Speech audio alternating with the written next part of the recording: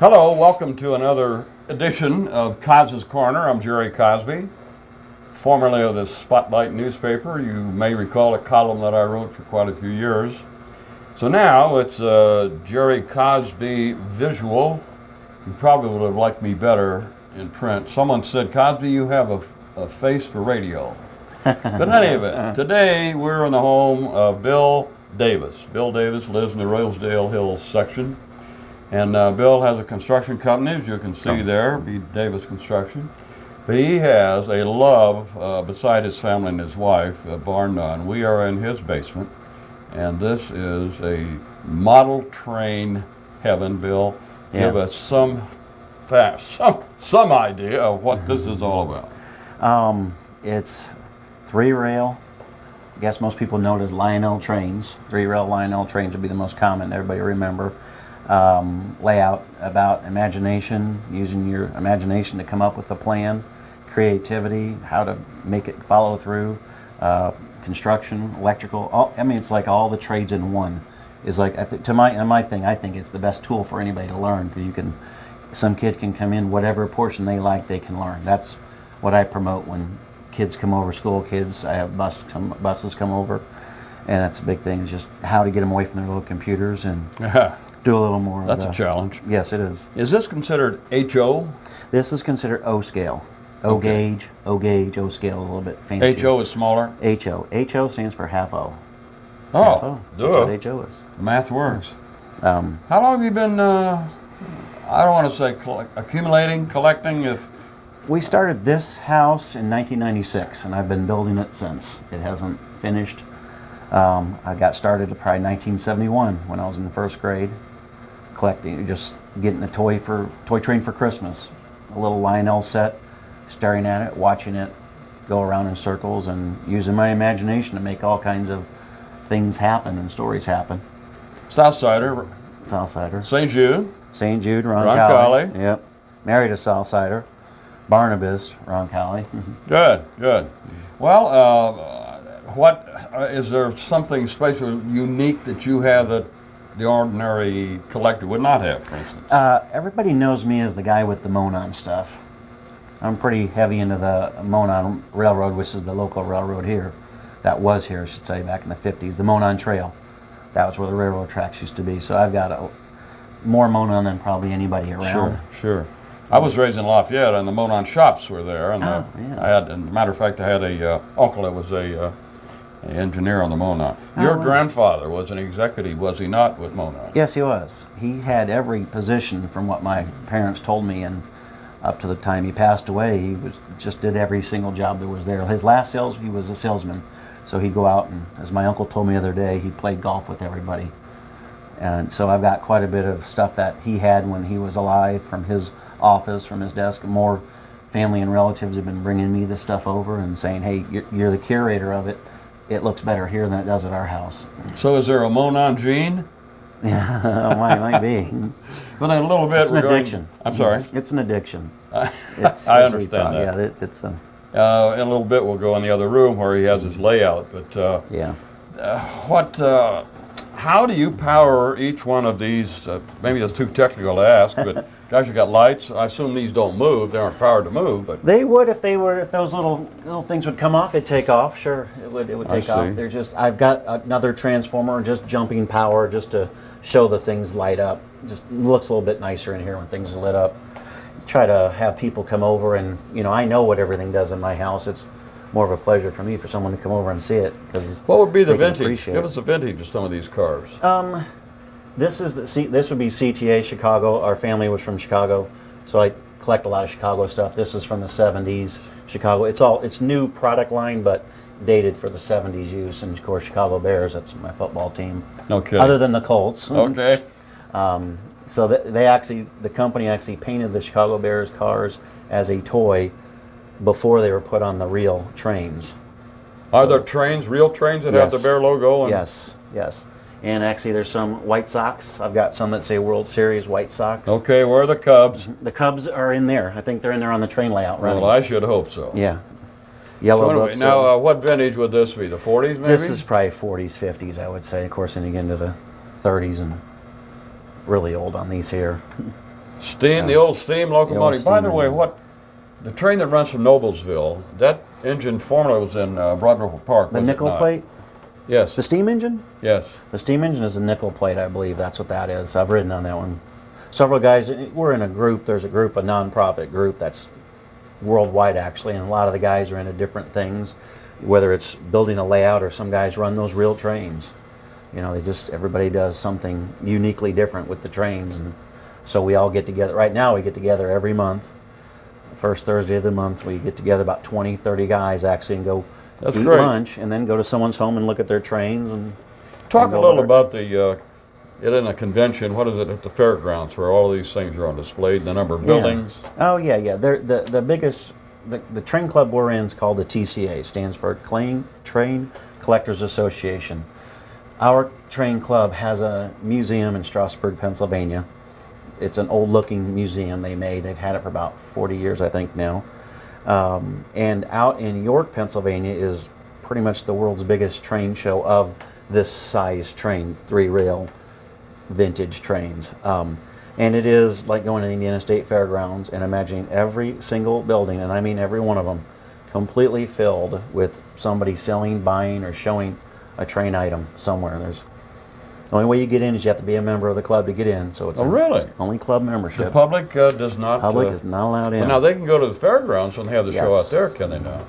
Because a lot of the guys have some very expensive things, and they can, in our shows, you can display trains and you can walk around free to do that because you know who's here. Sure. You know. Sure. So Well, again, the marvels of computers. You tell me now, being from the insurance industry many years ago, I'm naturally concerned about the program now. Tell us about that. I think it's the Hartford company sells. There's a program, Train Minder, and it is designed for any model trains. You put in the specifications of the train, pictures with it, and it will tell you. You can put in your value, and then it will also give you the approximate current value of it, and then it will print off legal documents that is acceptable by the Hartford I see. to insure the model trains. Does it also afford you the opportunity to inventory? Yes. I do have an inventory of all these Yeah. trains. It's a pretty thick binder. Gosh, that'd be a lifetime job. Just getting Yes, entering all it is. that data. We're going to take a short break here. We'll be right back. We're going to go in the other room and get ready for a wonderful surprise. It's a whole different world here. We'll see it in just a moment. No growing up.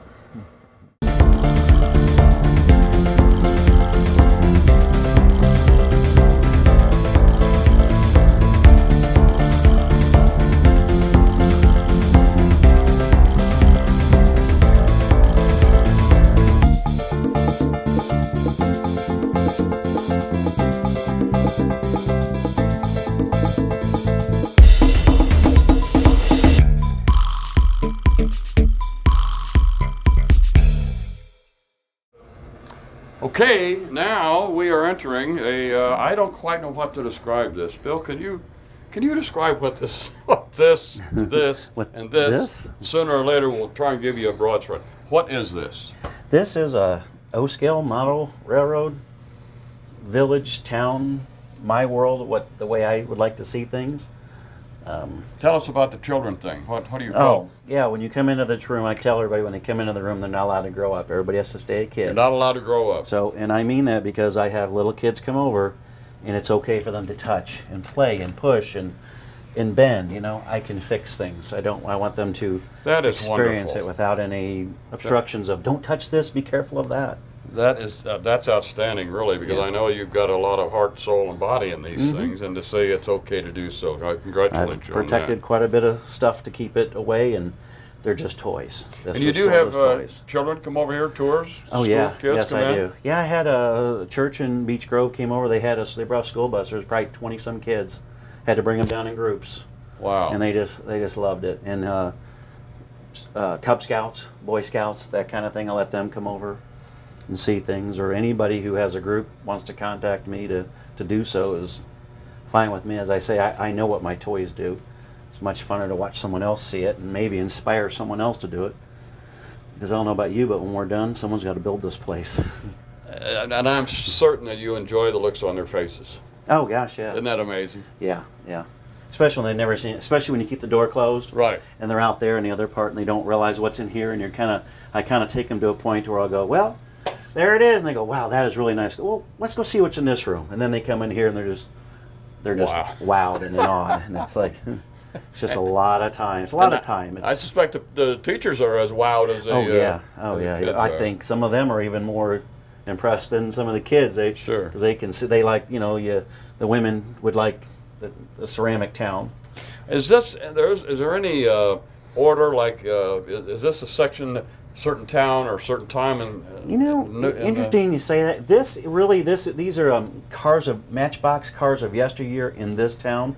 So this town would be like the 30s and the 40s. Okay, and these are toys I had when we were kids. We were never allowed to play with these cars. I'm allowed to play with them now, but my mom gave them to me. My mother has inspired me quite a bit on the trains. She loves the trains. What I'm going to do here, this is actually the South Shore, which runs up between South Bend and Chicago. Sure I just enough. put it on here. But eventually with this, actually going to be my grand theme now. I'm thinking of putting pictures of Ireland on the wall. I'll go for that. Well, my grandparents came from Ireland. And my brother just got back from Ireland, so I was like, I really don't know what to do with the wall here. That'd be kind of neat to have pictures of, and just kind of make this an Irish town. Well, you got to have a bar. I mean, there has to. No, I'm sorry. Yeah. Mhm. That's great. And you've got a plane flying over here. This used to fly and Yeah, it actually does do fly. the. Somewhere. I got these little hidden switches. So I made this like the Christmas town with all the snow and. I suspect you're always on the lookout for something new in this I field. always find something unique. It's just something you're looking for, and try to find household things to work. Now you notice Godzilla's attacking the town, and I thought you'll find Godzilla's a few places here. That keeps the kids interested. I missed out Godzilla. There he is. Mm-hmm. You gotta have. I'm sure the kids get a kick out of that. Yeah, he's even got a little. Well, let's move on and see more of this extravaganza. Yeah, they need. I see a church bench. Is there some St. story Jude. there? I came to St. Jude 1978 when they restored the church. That was from there. Okay, so is this the South Shore? The CTA, Chicago Transit Authority, subway cars are all up here. The mural is City of Chicago. I actually printed that on my plotter upstairs and pieced it together. Wow, you must have a large printer. I do. I should think so. 24 by 150 feet long. I can Oh print. my gosh. Oh my gosh. And then Metro's a Chicago thing. This town is really kind of an undetermined. It's kind of, I had these houses, and I thought it'd be really neat to make just like a kind of a summer type of area with the little buildings here. And actually, I probably should have turned this on. Well, are you going to make trains run the track while I'm here? Seems to me in all kinds of engineering thinking you got to do it. Oh, How do I yeah. get from here to there and not bend over? We'll get it working. There it is. I put it in a drawer so I could slide things back. 2,800 watts of power to run this. So there's 6 different loops and like 8 different trains. So just bring one up at a time the best way. That's a CNOL. Let me run one at a time. Kind of. We're not going to have a crash, are we? No. That's one thing I learned, have them all go opposite direction. Once I let kids run them, I'm like, when they go the same way, they race them. When they go the opposite way, right? Oh yeah.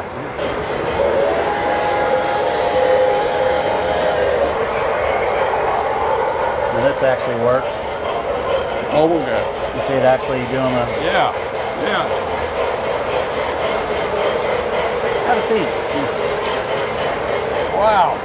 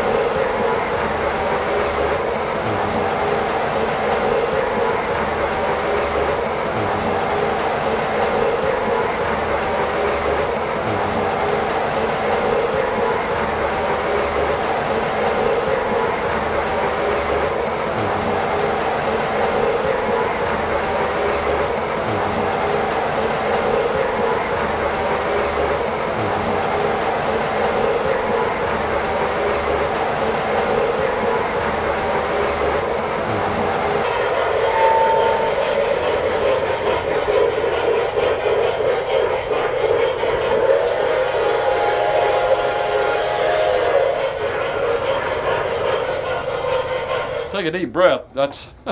That is just a wonderful, wonderful exhibit, Bill, and it obviously represents so many hours of effort and love for this. Yeah. You say addiction, but it's a wonderful hobby, and Yes. you can certainly be proud of it. Now, I'm very curious about this file cabinet, Okay. for lack of a better term. What do you call this? This came from the New York Central passenger station. The oldest piece of paper I found was 1880, wedged in the back of it. The person I got it from lived in Beech Grove and had no idea what it was and was wanting to get rid of it. And I knew it was something train related, and she did. And it was actually all custom made.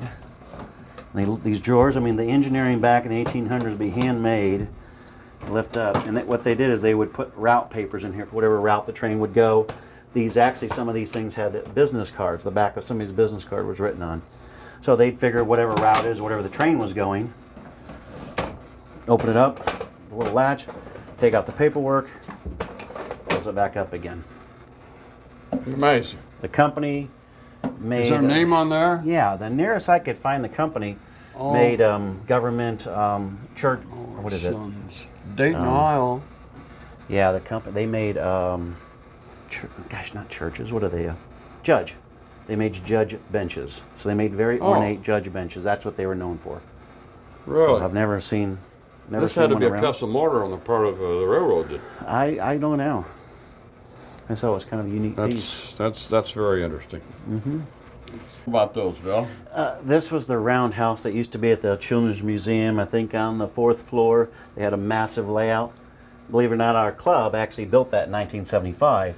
And one of the guys in the club custom built this. Wow. I mean, all these pieces of wood he custom made. Well, me and a group of guys went back in 1996, 97, and we restored the whole layout. We put new cover, greenery back on, fixed things that were broken.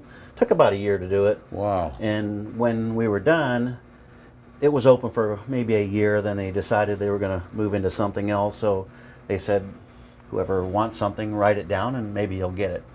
I wrote it down that I wanted the roundhouse. I always liked that. And one day they called and said, we've got the roundhouse for you to now, come is this get. just a portion of that display? Yes, that layout was about 40 by 40. And I have the original blueprints for that. I see.